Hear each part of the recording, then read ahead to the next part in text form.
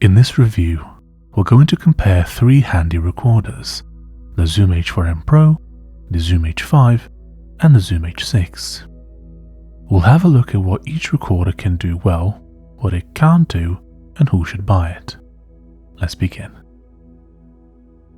To start off with, let's have a look at the number and type of inputs each recorder has. To put it simply, this refers to the number of external microphones or instruments which you can connect to these recorders. This is different to the Zoom capsules, which are different, but don't worry, we'll go into detail on the capsules later on in the review.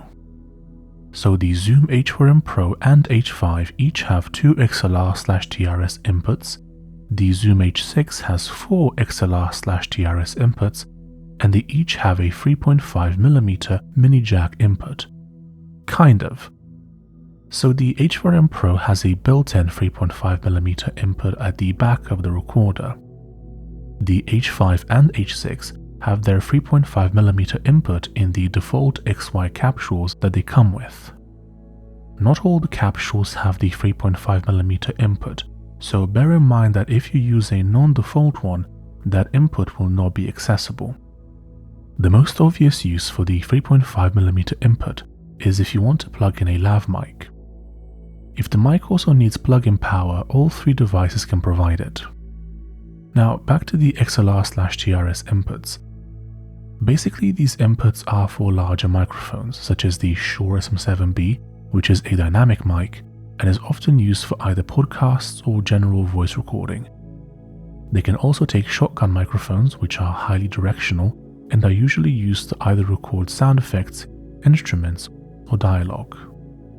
The benefit of using such a microphone is that it mostly records what's in front of it and largely ignores sounds coming from the back or the sides. As it happens, I actually use the Shure SM7B in my current recording setup. If you want to check out the setup in its entirety, I have a link down below where you can see everything. So to wrap up on XLR inputs, how many do you need? If you intend on using your recorder as it is and just run around and record sound effects, ambiances, music, etc., then all you need is the H4n Pro. If you want to do some recording which involves 2 microphones being connected, such as when recording interviews, instruments, or sound effects from multiple perspectives, the Zoom H5 would be better. In fact, I would almost argue that for most people, there's almost no point in buying the H4n Pro and they should just graduate to the H5, but stick around until the end of the review to find out why. Finally, if you need multiple inputs, like in the case of a podcast, the Zoom H6 is your choice. If you actually want to connect more than 4 microphones, there is actually a solution for that, and we're going to address it in a bit. How well do these devices fare when it comes to battery life? According to Zoom, the H4n Pro is rated for 6 hours, the H5 is rated for 15 hours, and the H6 is rated for 20 hours. These estimates are hard to test and they usually involve perfectly ideal scenarios. How much recording time you actually get depends on a multitude of factors, such as battery type and brand, how many microphones you have connected, what file format you're recording in, are you using phantom power, what is the air temperature, and more. The reality of the situation is that when on the ground recording, you should just have a bunch of spare batteries with you. In my personal testing, I've left the Zoom H6 recording all night and 8 to 9 hours later it was still going strong. There aren't many instances where you'd need more than that unless you are recording really long ambiances. These types of recorders also work with power banks, so that's an option too, or alternatively, you can purchase their accessory packs which contain adapters and charging cables. Now, this would allow you to just keep them plugged in and record indefinitely, or at least until the SD card is full. If you want to check out these accessory packs, I've got affiliate links down below for each if you want to check them out. In terms of build quality, all three are quite nice, although I'd say that the nicest one is the H6, followed by the H5, which is then followed by the H4n Pro. This is to be expected given the price point. There is one known issue that I have to draw your attention to, by the way, which has to do with the rubberized coating on these recorders. After a few years of use, some of these devices can become sticky to the touch. There are ways to fix this issue if it arises, though I'm not going to recommend any of them, as there is a risk that you can damage your device when cleaning it. You'll have to look this up for yourself. It's also important to note that the issue with the sticky rubberized coating isn't unique to Zoom, and it tends to happen to devices which have a similar coating. In terms of size, let's take them one by one. The H4n Pro measures 73 by 157.2 by 37mm, or 2.87 by 6.19 by 1.46 inches, and weighs in at around 294 grams or 10.37 ounces. Next up, the H5 measures around 197.3 by 66.8 by 42.16 millimeters, or 7.77 by 2.63 by 1.66 inches, and weighs in at around 269 grams or 9.52 ounces. Finally, the Zoom H6 measures around 77.8 by 152.8 by 47.8 millimeters, or 3.06 by 6.02 by 1.88 inches, and weighs in at around 280 grams or 9.88 ounces. When it comes to display, all three have backlit displays, but the one on the H6 is in color. The fact that you can illuminate the screen is fantastic when trying to record in low light conditions. The H6 obviously has the nicer quality screen, and is also tilted, which is an improvement over the level screens of the H4n Pro and H5. Now let's talk about how versatile these recording devices are. Which one is useful in the highest number of meaningful scenarios? Well, the H4n Pro has the fewest inputs, and it also can't use any capsules, so it goes last.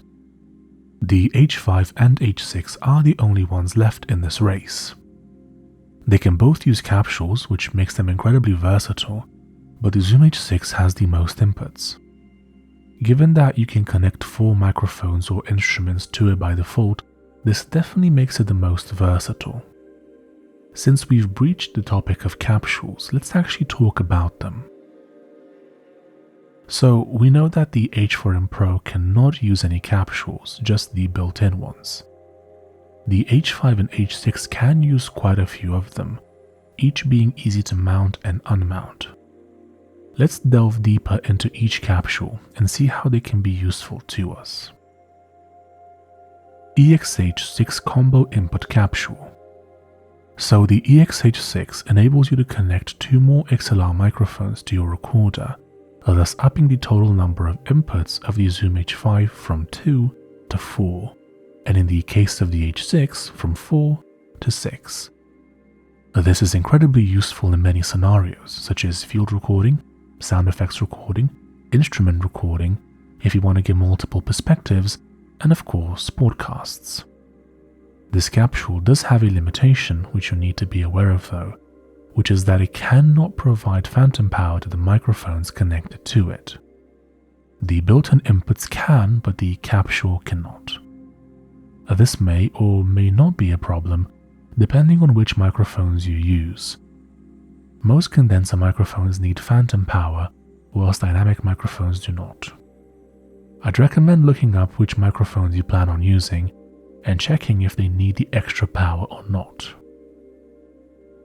XYH6 Capsule. Next up, the XYH6. So this is the capsule which comes by default with the Zoom H6 and Zoom H8. It adds 2 matched unidirectional microphones to your recorder. When it comes to pickup pattern, this capsule is most sensitive to sound coming from in front of it, and it is less sensitive to sounds coming from the sides or from behind. This is more of a general use capsule as it's good for most things, including general recording, ambiences, sound effects, live gigs, and more. If you're thinking of getting the H5, I would actually recommend you keep the default one that you get with it. Here's why. XY-H5 Shock Mount Capsule. The name of this capsule makes it apparent that it contains a shock mount. The XY-H5, which is the default capsule that you get with the Zoom H5, has a built-in shock mount. The purpose of this feature is to minimize vibration and handling noise when holding the recorder in your hand. I'm confused as to why the XY-H6 capsule doesn't have a built-in shock mount as well. MSH6 capsule. Next up, one of the more obscure capsules is the MSH6. The MS in its name stands for mid-side, which means that after you've made your recording, you are able to adjust the width of the stereo image. This will come in handy in a range of scenarios, from ambiences to recording instruments and more. SSH6 mid-side stereo shotgun microphone capsule. Even stranger than the MSH6 is the SSH6 capsule. So this capsule contains a super directional microphone which has been designed to focus on sound coming from in front of it, as well as a bidirectional side mic which picks up sounds left and right of it. The obvious use for this mic is to record dialogue, which you can capture on set, and then in post, you can decide how much ambient sound you want to mix in. SGH6 Shotgun Microphone Capsule. Next up, one of my favorite capsules, the SGH6. This capsule captures a mono signal, and its super directional nature helps isolate whatever it is you want to record. It's basically designed to focus on one thing and capture it well, whilst generally ignoring sounds coming from the side or the back. If the XY-H5 and XY-H6 are flashlights, the SGH6 is a laser. The reason why this has become one of my favorite capsules is that I've used it many times to record audio for this channel. Once we finish talking about capsules, I'll tell you a bit more about how I achieved that, and more importantly why I chose this capsule. So these are the capsules which are compatible with the Zoom H5 and H6, but Zoom has 3 more which are compatible with the Zoom H8. I believe it's important that you know what they do, as this might end up impacting your purchasing decision in a major way. By the way, I've also reviewed the Zoom H8 on my channel, so if you want to see that, there's a link down below, or you can click the card in the top right corner. XA-H8 capsule. So the first H8 capsule we're going to look at is the XA-H8, which is actually similar to the XY-H6, except that it's an XY/AB combination mic. This capsule allows you to record either in a wide AB pattern or with a tighter XY pattern. You'll want to change from one mode to another depending on what you intend to record. Ambiences usually call for the wider option, while sound effects, if you choose to record them with this capsule, would usually benefit from the narrower option. VRH8 capsule. The second H8 only capsule, and perhaps the more exotic one on the list, is the VRH8, which is an ambisonic mic capsule. This mic has a built-in accelerometer, which ensures that the capsule is always perfectly aligned. Also, the onboard ambisonic decoder handles any necessary conversions, so that you save time in post-production. EXH8 capsule. And finally, the third capsule, called the EXH8. This one I think is, from a technological perspective, the most impressive, as it is a significantly upgraded version of the EXH6. The EXH8 not only gives you 4 extra inputs, in addition to the H86 built inputs, but if you're willing to connect it to a power source, it will also deliver phantom power to the extra mics. If you choose to do that, the setup obviously becomes a lot less portable, but the most popular use for this capsule would be in a podcast scenario where you wouldn't be moving the recorder anyway. By the way, if you're finding this video to be helpful, don't forget to leave a like. Now that we've covered all the capsules that the Zoom H5 and H6 can use, let's go into a bit more detail about how I utilize the SGH6 capsule to record voiceovers for this channel. So I spent some time traveling, and I required a setup that was both mobile and effective. I ended up deciding on the Zoom H6 with the SGH6 capsule. When it was time to record, I'd place the recorder on a small desk stand, I'd point the mic in the general direction of my mouth, and I'd record. Usually it was a bit to the side instead of pointing directly at my mouth in order to minimize plosives. When speaking directly into the mic, certain sounds like P's expel air, which hits the microphone and creates a low unpleasant sound.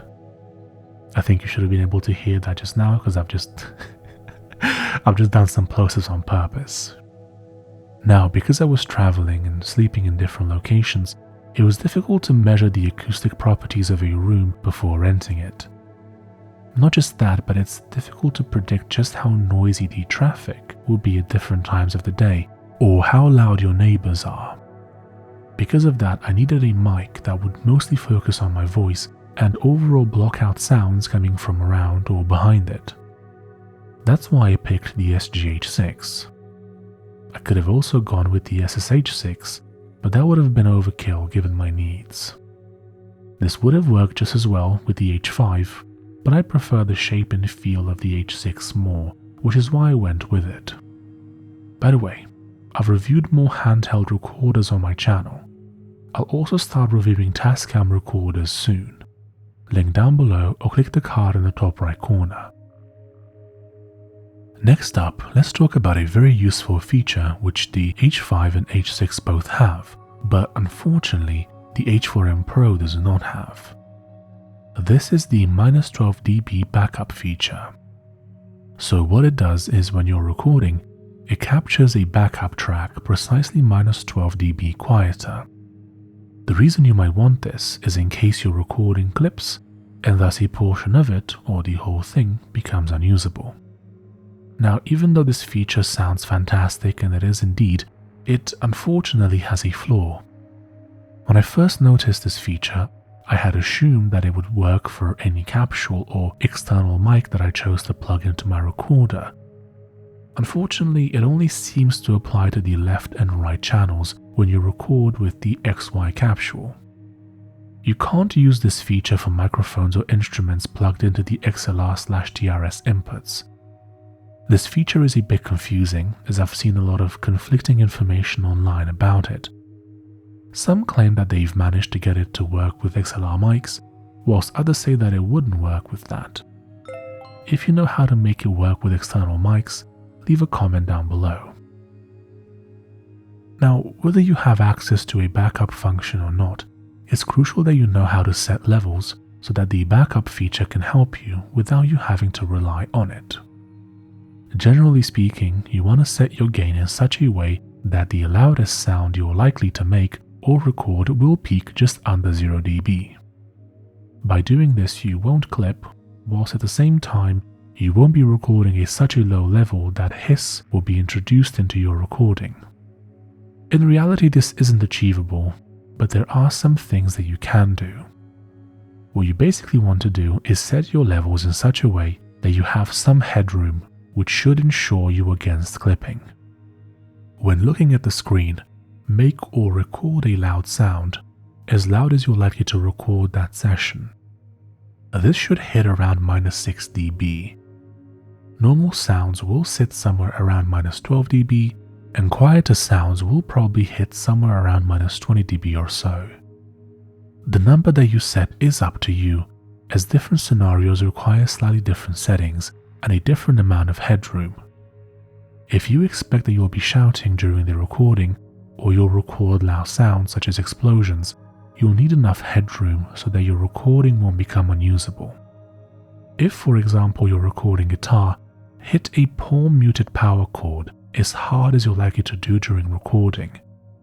That's about one of the loudest sounds your guitar can produce. If that doesn't clip, nothing else is likely to, at least as far as sounds that a guitar can produce. Figuring out levels will take a bit of practice to get just right, but it's something that is worth mastering. Before we actually start talking about sample rates, bit depth and file types, let's quickly define each so that you understand what they mean. Once you've understood them, I'll explain what each is useful for so that you can decide if either of these recording devices is enough for you. When it comes to sample rate, you can pick between 16 and 24-bit. Because large SD cards are now affordable, just stick with 24-bit rate when recording. There's no real reason to go down to 16-bit anymore. When considering file type, you should just use WAV. It might feel convenient to use MP3 as it will take up a lot less space, but unfortunately MP3 selectively degrades the quality of your audio in the interest of file size. This might not be as noticeable with music when listening on consumer-grade headphones, but when you're manipulating those sounds in post-production, you'll have a lot less room to maneuver. The only real use for MP3 is if you want to use your recorder as a dictaphone, which I'd imagine is no longer a popular use for them since everyone has a smartphone. Plus, there are way smaller and cheaper handheld recorders out there which can serve as dictaphones. In terms of sample rate, there are a few alternatives and each serves a different purpose. There's no need to actually go into the science of it, but you can think of sample rate like frames per second when shooting video. Frame rates such as 24 FPS and 30 FPS record basically just enough video information to trick your eye into perceiving the motion within it as fluid. As it turns out, the human eye needs 24 different frames to be played within a second for the motion to not look unnatural or choppy. You can go way higher than 24 FPS, but the only real purpose of that is to then force your computer to play the footage back at 24 FPS, thus achieving slow motion. If you have a second of 120 FPS video, forcing the footage to play 120 frames at a rate of 24 FPS means that the footage will play out over 5 seconds. Your choice of sample rate should follow a similar logic, as recording at higher sample rates allow you to stretch the audio further without getting weird artifacts. Now, let's talk about each sample rate that you'll have access to and discuss what they're intended for. 44.1 kHz. This is the minimum sample rate that you're likely to use, and it's usually intended for music. There's nothing stopping you from recording your music at a higher sample rate, and there are instances where that would be appropriate, but generally 44.1 kHz is where you'll be at. I'll explain in a bit why you would want to record your music at 96 kHz or even higher. 48 kHz. The sample rate is normally used when you want to play audio alongside video. This applies to dialogue or voiceover for video. When I used to work as a sound designer for film, 48 kHz is what I had to work with all the time. 96 kHz. Finally, this sample rate is usually reserved for more specialized use cases, such as recording ambiences or sound effects which you intend to heavily stretch or process. Recording at this higher sample rate allows you to manipulate sound to a higher degree, which is why most sound effects are now recorded at 96 kHz or even higher. The reason why you'd want to record music at this sample rate is if you want to be able to heavily process your recordings, especially if you want to play with timing and stretching. Also, all of my sound effects libraries are recorded at this sample rate. I've released a few over the years and I'm actually doing a sale that will last until the end of the year. If you want to check them out, I have a link down below. Wink wink. Also, to clarify, all three devices can record at up to 24-bit by 96 kHz, so this section applies to all three. Can you use the Zoom H4n Pro, H5 or H6 as an audio interface? The answer is yes for all of them. All that you have to do is open the menu, select USB, and then pick Audio Interface. Now, what about sound quality? So the Zoom H4n Pro, H5 and H6 all basically have the same preamps, which basically means that they sound the same. They are all suitable to record voice, concerts, music, sound effects, instruments, and basically pretty much anything that you could think of. Bear in mind that different capsules are suited for different things. You can use any capsule to record your voice, for example, but the SGH6 is going to do a better job than the XYH6, for example, as the SGH6 will focus on your voice, while the XYH6 will also capture a lot of reverberations in the room, along with any other noise present. There are instances when capturing the feel of the room is desirable, but for voiceover, 99.9% of the time, you want your voice to be as isolated as possible. The 0.1% of the time is when your weird indie friend comes over and really likes the reverberation in the room. Shout out to my friend William. So even though these devices are super useful, there is one area in which they do not excel, and that is when they need to record super quiet stuff. Normally this means either really quiet natural ambiences or ASMR. So as a byproduct of how the internal components of these devices work, there's a certain amount of hiss that is produced. All recording devices produce this hiss. When you increase the gain on your recorder, you're also increasing the amount of hiss. What you want is a good sound-to-noise ratio.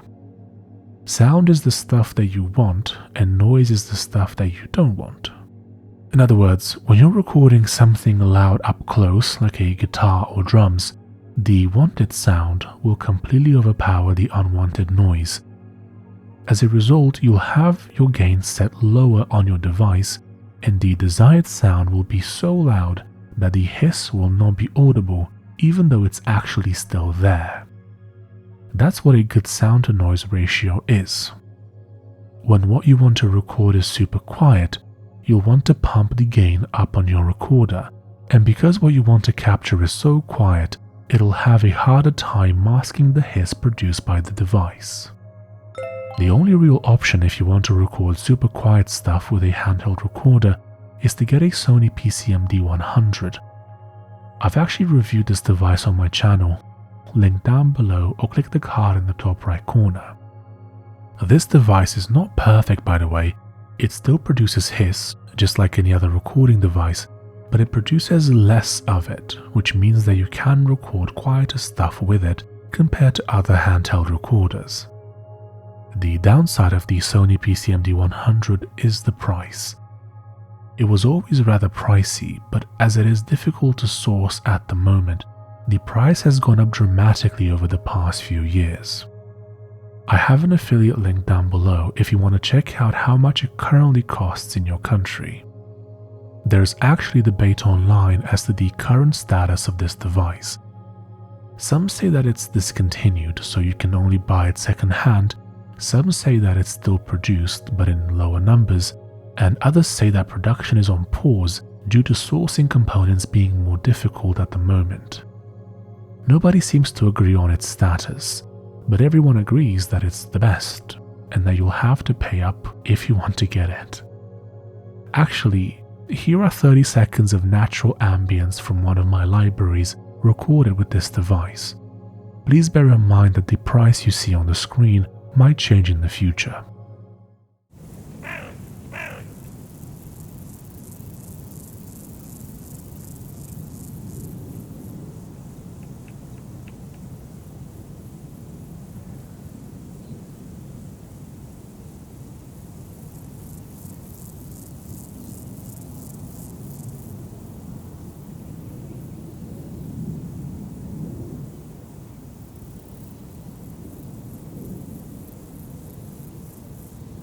So, in the process of recording outdoors, you'll often find yourself battling wind noise. This can occur if you're doing field recording, if you're recording an interview outside, or perhaps capturing an outdoor music performance. Most recorders come with a little foam windshield, but unfortunately it's basically useless. The best thing to do is invest in a proper windshield, unless you want to travel all the way to your location only to find that everything you record is unusable due to wind. I normally recommend this kit from Rycote, which offers you a quality windshield, a grip and a shock mount. The grip and shock mount allow you to hold the recorder in your hand without getting handling noise in your recordings. If you choose to record with the device in your hand without a shock mount, any tiny movement or change of grip strength will cause unwanted noise. Also, bear in mind that really strong wind can be tricky, and there is a limit to how much a furry windshield will actually help you. Mild wind will be fine. Stormy conditions might be a problem. This is difficult to measure, as you'd have to account for wind speed, your exact geographical location, the geography surrounding the recorder, the angle at which the wind is hitting the mics, etc. Now, a very important aspect of handheld recorders is portability. After all, that's one of their perks, the ability to just throw them in your backpack and head out the door. If I had to choose based on portability alone, I'd actually pick the H4n Pro. Even though the H5 and H6 can use an assortment of different capsules, some of these attachments can significantly elongate the device, thus making it a bit more awkward to carry. If you just want to use the default XY capsule and you just want something to pull out of your bag and start recording, the H4n Pro would be the logical choice. Do any of these recorders offer guitar effects? Surprisingly, only the H4n Pro does. All three recorders have built-in tuners though. The guitar effects are not something which I've personally ever used, as I prefer recording clean guitar tracks and then adding effects in post-production, but I know this feature is something a lot of guitarists might be interested in. What about affordability? While prices do fluctuate, as you might expect, the H4n Pro is the cheaper option, while the H6 is the most expensive out of the three. What about ease of use? How easy are these recording devices to use? My personal experience suggests that all three of these devices have intuitive menus, which is a great plus. When it comes to physicality, the H5 and H6 are easier to use as they have physical gain wheels, as opposed to the H4n Pro, where changing the gain requires you to push a button on the side of it. The physical wheels on the H5 and H6 allow you to change levels during recording without introducing unwanted handling noise. Between these two though, I actually prefer the gain wheels on the H5 as it has a physical bar in the way, which makes it less likely that you'll accidentally change something during recording. The H6 kind of has some plastic guards in place, but it's not quite the same thing. So when I was initially researching the H4n Pro, I came across a rather interesting fact. The H4n Pro actually has built-in memory. Kind of. There is a feature which allows you to record up to 35 seconds of audio, which is transferable to an SD card. This is presumably aimed at people who want to record a quick memo or a musical idea, but don't have an SD card inside of their device at the time. This feature was clearly designed before everyone had a smartphone, but still it's an interesting feature nonetheless. In terms of actual storage, the H4n Pro and H5 can take SD cards of up to 32 GB, while the H6 can take cards up to a whopping 128 GB. Even if you're recording at 24-bit by 96 kHz, 32 GB is a lot of space to work with. If you're recording a track in stereo at 24-bit by 48 kHz, 32 GB should in theory allow you to record for up to 2000 minutes or 33 hours. In the case of a 128 GB card, that's literally 4 times longer, so 8000 minutes or 132 hours. None of these recorders can last anywhere near that long on battery power alone, so you'd have to plug them in if you want to record that long. Before we move on, I need to point out an issue with the H4n Pro. The larger the capacity of the SD card is, the longer it takes the H4n Pro to boot up. With a 32 GB card, it can take up to a minute for the H4n Pro to boot up. With that in mind, there is a trick you can use, which is formatting your SD card inside of the recorder as opposed to doing it on your computer. If you do this, it will reduce the boot up time.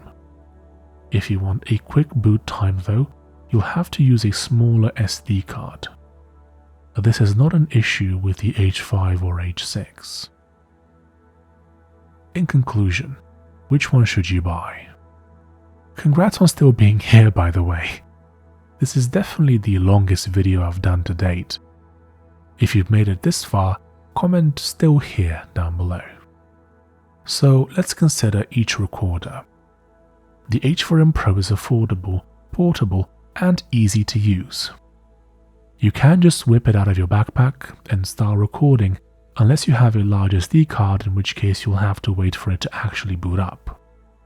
If you don't need the extra capsules that come with the other devices, and you won't ever need to plug in more than 2 microphones, this device is the way to go. If you want all the perks above, capsules, 2 inputs, and no issues with long boot ups, the H5 is definitely a better choice. In fact, I'd almost say that there's no real need to buy the H4n Pro, and you should just have a look at this one instead. Why? Well, the H5 is more expensive, but usually not by that much. If you don't need the guitar effects that the H4n Pro has, I'd say you should just go with this one instead. Maybe you'll buy some capsules in the future, or maybe you won't, but having the option to use them sure is nice. If the number of inputs provided by either of these 2 recorders is not enough though, you'll want to have a look at the H6 instead. You get 4 built-in inputs, all the features that the other recorders have, minus the guitar effects, and of course you have the use of a myriad of capsules. Now, if 4 native XLR inputs are not enough still, you can actually have a look at the Zoom H8. I've reviewed it on my channel, link down below, or click the card in the top right corner. Do you have any questions? Feel free to leave a comment down below, and I'll do my best to get back to you. If you'd like to purchase any of the items I've mentioned in this video, or see how much they cost in your country, I have a link down below where you can view them. Thank you for listening. Don't forget to leave a like, subscribe, and hit that bell, and I'll see you in the next one. Bye bye.